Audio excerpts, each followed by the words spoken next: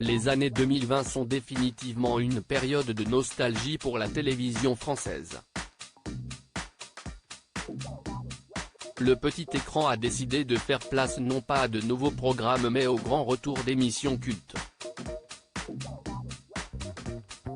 CIST ainsi que les fans du groupe Les Inconnus que constituent Pascal Légitimu, Bernard Campan et Didier Bourdon retrouveront leurs idoles sur TF1 en prime time ce lundi 14 novembre. Des retrouvailles très attendues qui leur ont demandé un sacré travail. Si les trois stars avaient déjà évoqué un possible comeback sous le feu des projecteurs, la nature de ce retour n'avait jamais été évoquée. Les années sont passées et rien n'a changé entre les trois comparses. Malgré une séparation des chemins et un éloignement pour leurs carrières respectives, Didier Bourdon n'a jamais perdu de vue Pascal Légitimu et Bernard Campan.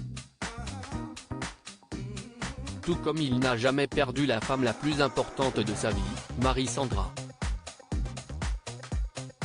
S'il n'avait plus ses plus fidèles complices à ses côtés chaque jour pour écrire des sketchs et poursuivre son parcours au cinéma, Didier Bourdon a pu compter sur la présence, le soutien et l'amour de sa compagne. Le parcours a pourtant été semé d'embûches et était loin d'être gagné. D'ordinaire mannequin, CIST sur le plateau du tournage du film 7 ans de mariage, dont Didier Bourdon partageait l'affiche avec Catherine Fro en 2002, que les chemins des tourtereaux se sont croisés pour la première fois. Pour autant, pas de coup de foudre ni d'émballement immédiat.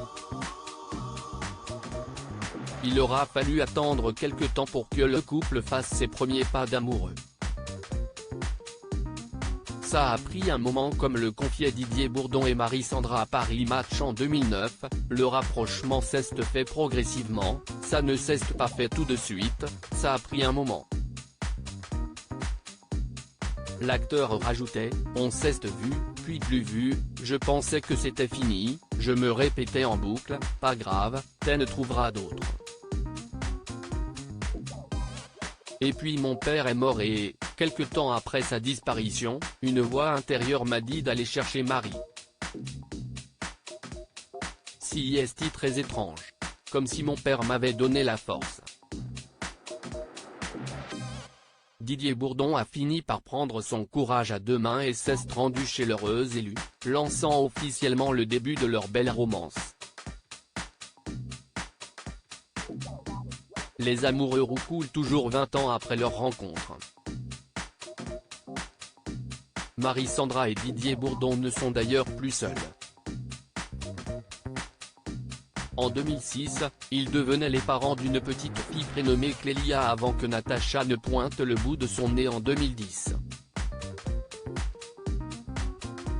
Les deux adolescentes âgées de 16 et 12 ans désormais ne sont plus des bébés, au grand regret de leur papa.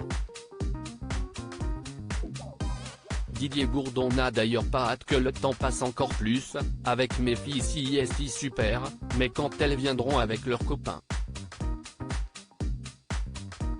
J'aimerais moins, rire. CIST certain, Didier Bourdon et les fameux copains ne rejoueront pas les trois frères.